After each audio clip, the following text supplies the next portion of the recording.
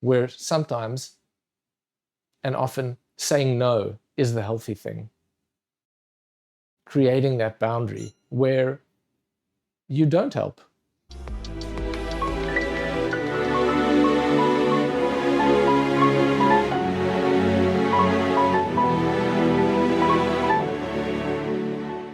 Hey everyone, welcome back. Today we're sitting with Warren Munitz from Integrative Coaching. Warren runs live shows twice a month, diving deep into how we can break free from old patterns and live with more freedom. Today's topic is one that so many of us can relate to when helping others turns into a trap. So, like, subscribe, and share. Come on, let's get into it. Warren, let's start simple. At what point does helping someone stop being good and start becoming a trap for you? It's not a linear process. So the question you're asking is actually, when is helping the trap? And it depends on the person's personality. Sometimes people are more prone to being the helper, and you would know who they are. You might know yourself if that's how you speak of yourself. And often the helper does come from a genuine place, but it's really more about them than about helping. And so you can become aware of that if you look at what is the underlying motivation. If you look at, I'm helping ultimately because I feel good when I help, and we dig a little bit deeper and we question then, well, if you didn't help, do you not feel good? So generally speaking, like, what's the ground of your feeling sense of self? So if your helping is really to bolster your feeling sense of self and your sense of being, your sense of identity, then it's not ideal, actually. Not to say that the helping is necessarily bad, but it's important to recognize where that boundary is, where your motivation is coming from, because that type of helping is ego-driven and more than likely leads to depletion compared to the helping that really comes from that infinite source and is a natural outpouring of that. If that's clear. It is. And I also love how you turned it around there. You actually said, if not helping doesn't make you feel good. I mean, it was such a nice pivot, and I thought that brought a lot of truth. Here comes the next question. Do you think society, excuse me, do you think society pushes us into the helping trap by always praising people who put others first?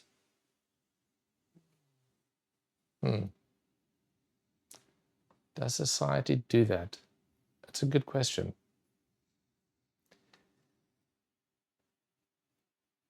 Maybe there's that, I'm relating it to the extrovert versus the introvert.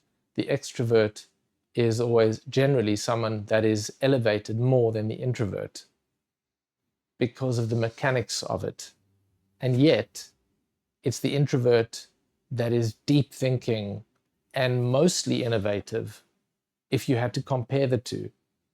So maybe there is an element of that the culture leans towards elevating the helper, elevating the rescuer, and that also might lead to a virtue signaling type of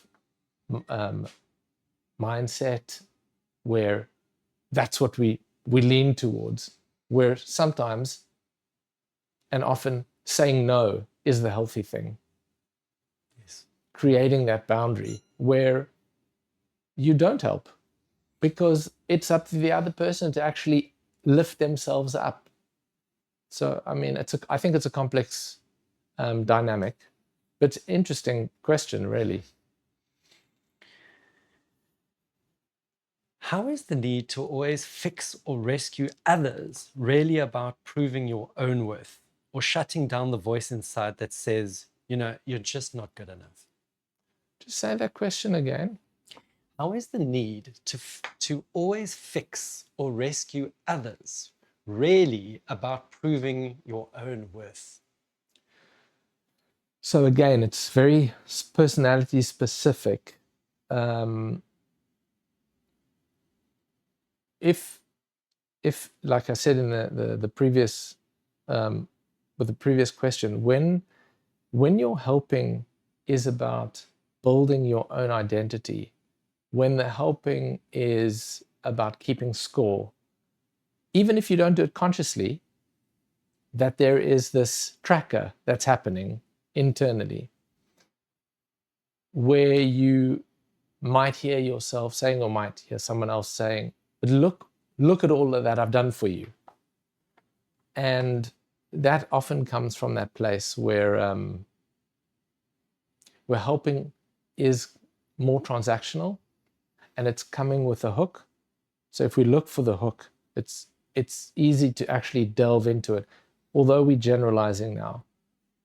If you dig deep into your motivation, into exploring, okay, why are you helping right now? Like, what is it really about? And with enough self-awareness and and veracity, you would be able to identify that there's a hook there. That actually, I don't care, but I want to feel good. I want to go, look at who I am. Look at who I've become by helping. Yes. Okay. Can being the helper actually block you from finding your real self and taking care of your own needs? That's a better question. So definitely. So that's where you're in the personality pattern, or you're in the pattern of your personality, and you're helping because it's driven by that lack within, that deficiency of some kind. And then what's happening is you are actually reinforcing the internal lack by encouraging the pattern and maintaining the pattern that maintains the lack. So you have this vicious cycle. And if you had to stop that, you would first become aware of the deficiency and the lack, which ultimately, if you maintain that resistance to helping, resistance to becoming the helper, and becoming aware of your own needs, often in those situations, if you ask someone, what are your needs? They wouldn't know how to answer. There would be a blank stare because it's never been asked. They think they're getting their needs met by doing these things for everyone, but actually that is the avoidance of them owning their experience, owning their space, and saying, well, these are my needs. I actually have needs. And becoming aware of what they are. Well, you answered my next question, so moving swiftly on. Great.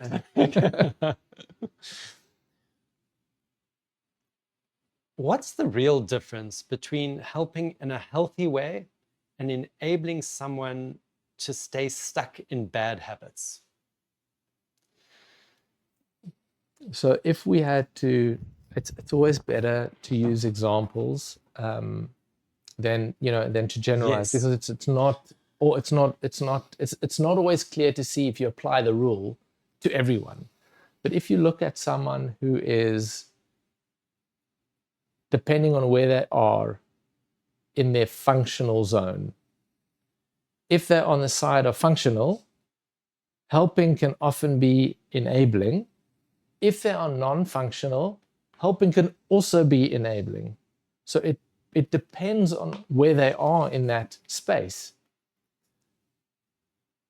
If you're able to recognize, if the helper is able to recognize for themselves, what are they overcompensating? Are they creating like a codependent type of dynamic?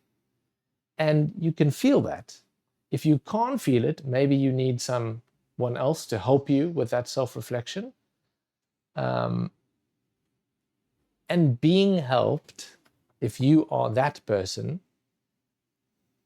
who is receiving the help and you have enough self-awareness to experience, what does that feel like?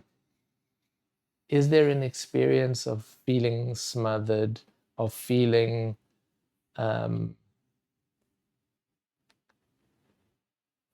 I don't want to say babied, but there is an element where this is something you actually should be doing yourself and you know it. Then you could also put up your own boundary to say, no, thank you. I don't need that help. I'm able to do this by myself. And again, it depends. If you have a parent who says, can I make you lunch? And you go, no, I can make it myself. You go, okay, sure, you can make it yourself, or you can allow your parent to enjoy that part of making lunch for you. But maybe you should be making lunch for yourself. It just depends on where you are in your life and the dynamic. It's not a simple answer, but it is a question to get you to start to think really about what are the dynamics and patterns that are playing out in your life where either you're helping or you're being helped, where maybe that's not necessarily useful for you anymore.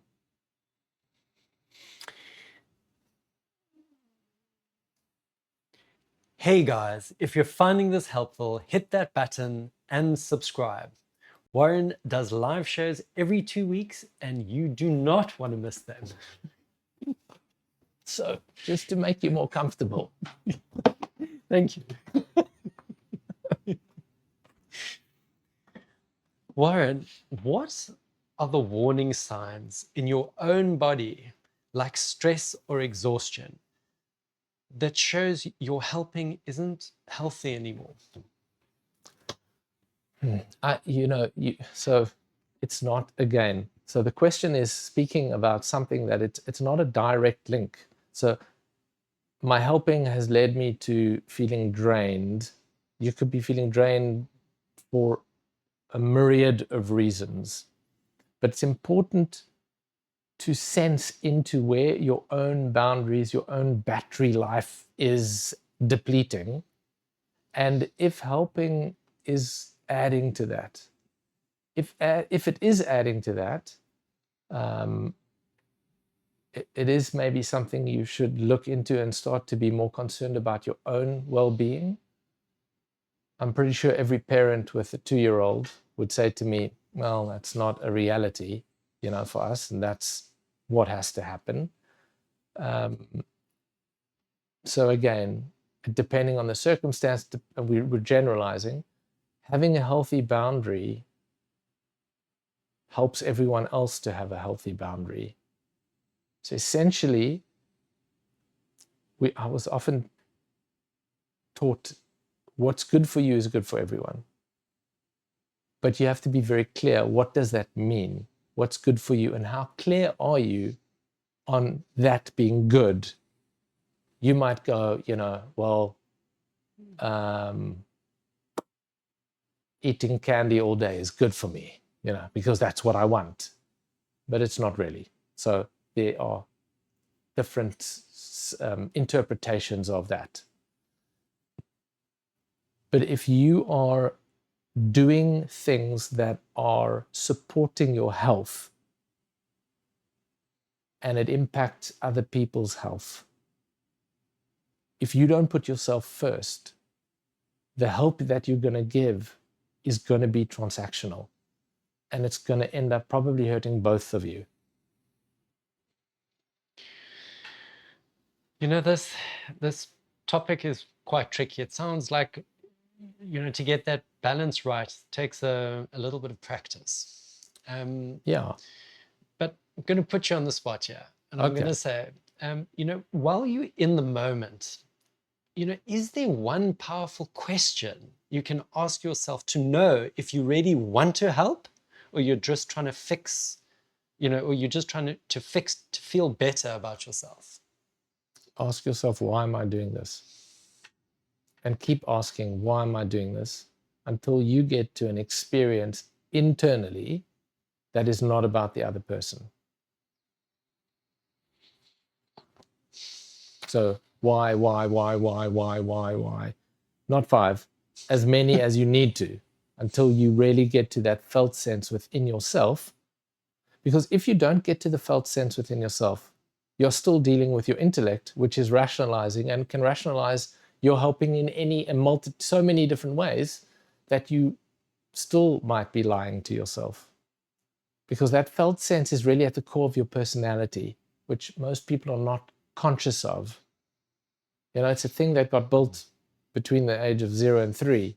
So it's unlikely you're still aware of it, but you can become aware of it. And you can start to see, is that a program that's running that is now trying to rectify something that has happened in the past, and you're playing it out as an adult consistently? It's funny you say that, because I think once you have that realization that it is the real or the truth, it's very real and clear. Exactly. That's very helpful. So can we just have a second break?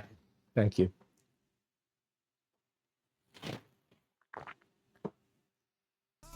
Just need a little more time. I'll give you all that I got. All that I got. All that I got. 'Cause I want you. All that I got. Don't love, don't choose. 'Cause I'm breaking down.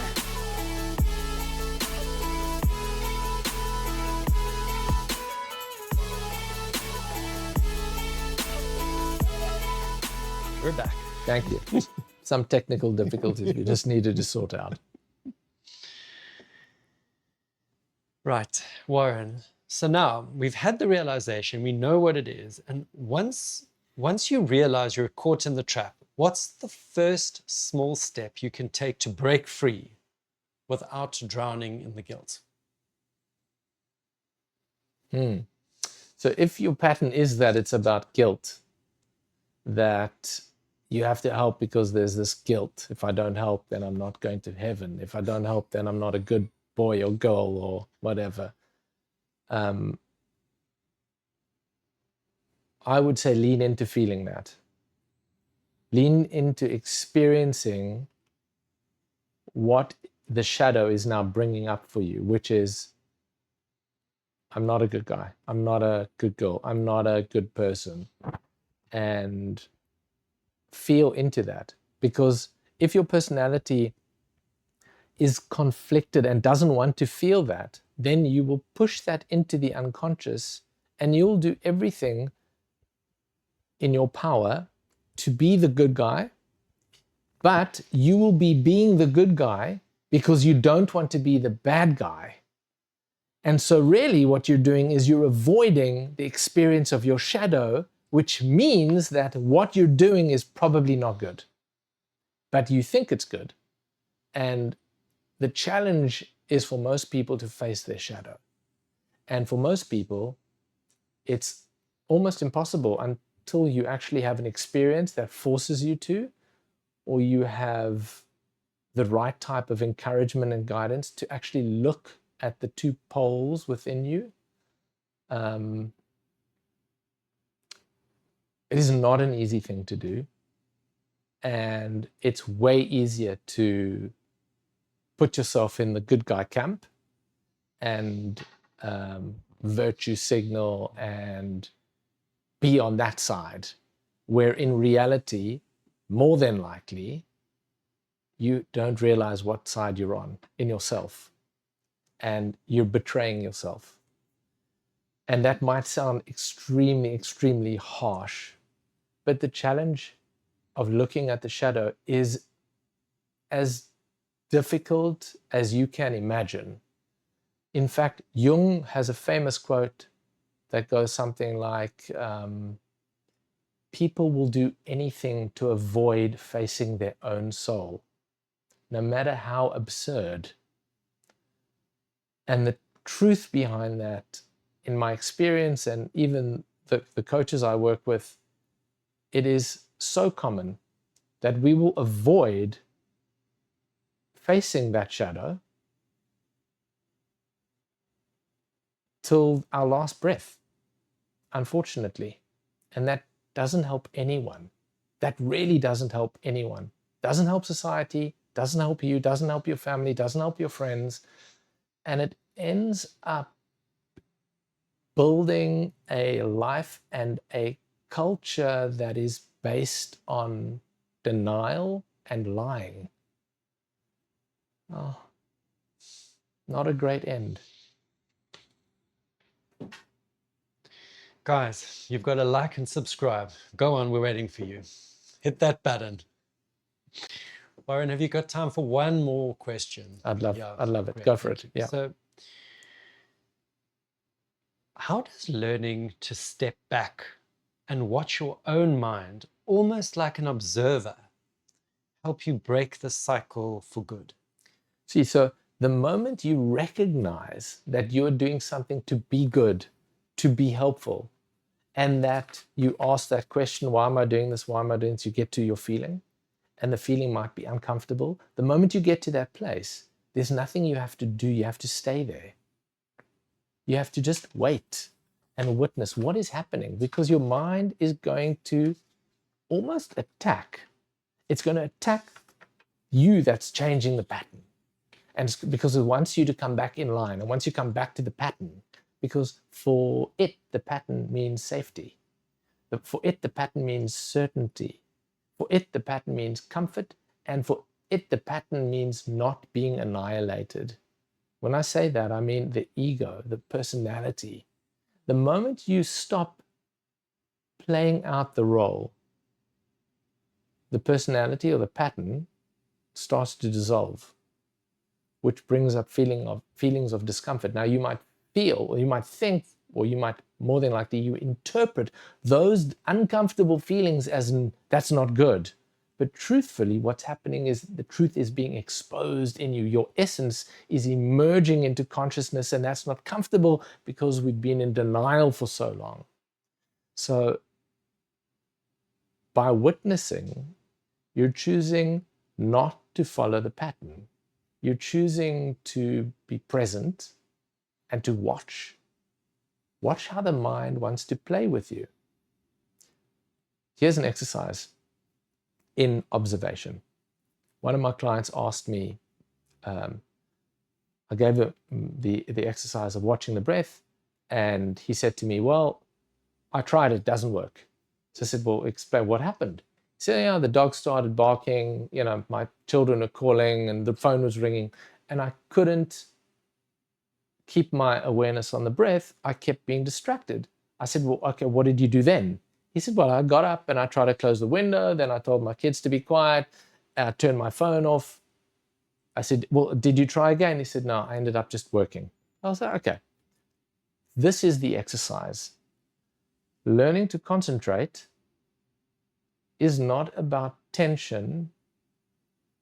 It's about just choosing to come back to the object of concentration. So if it's your breath, if it's counting, if it's an image of your deity, whatever it is you want to focus on, maybe it's an image in your mind that you just want to create and you want it to become clear. Hold the image in your mind. If you can't hold it, that's normal. Your mind will be distracted. It'll say, no, do this, do that. What about the groceries? What about 10 other things? Come back. Ignore the other thoughts. Can you do that? Can you ignore all the other thoughts and keep coming back? The question is only how many times you can bring your mind back to the object of concentration. Now you might get frustrated with yourself. Great, that's another distraction. You got frustrated, feel it. Okay, come back to the object of concentration. Every time you get distracted, bring your attention back. Do not be hard on yourself. Do not be harsh. Do not be critical. All of that is part of the ego trap. Just bring your mind back. Just bring your mind back to the center. Become centered. Only focus on the object that you've chosen to concentrate on. Amazing. So, Warren, thank you for unpacking this with us today. Guys, if this hit home for you, check out Warren's bi-monthly live shows on all social platforms. And remember, real support doesn't come from guilt or pressure. It comes from strength and choice. Thanks for watching, and we'll see you in the next one. See you next time.